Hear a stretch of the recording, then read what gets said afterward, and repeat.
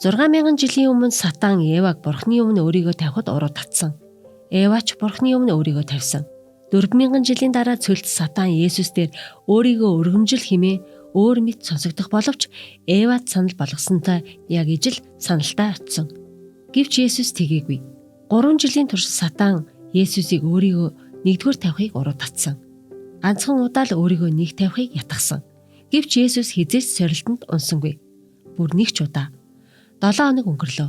Зөвнөлийн өөрчлөгдөшгүй хугацаа ойртож байв. Сатан маш ихээр зөвхрөнгөө барж байсан юм. Тэрээр Есүсийг ташуурдаж, тамлаж, нулимж бүгдэд үзэн ядуулсан ч Христ нүгэлгүй өөрийгөө дорд нэгэн болгосон хിവэр байсан юм.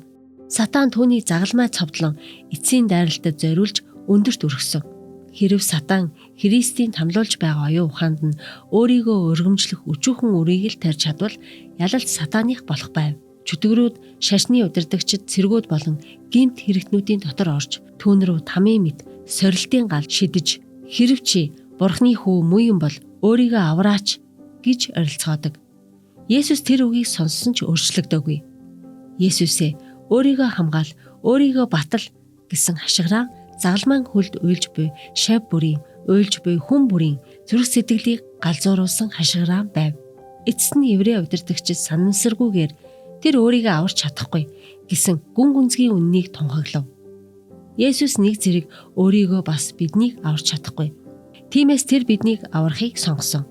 Өнөөдөр тэр биднийг өөрийгөө олж цовдлохыг урьж байна.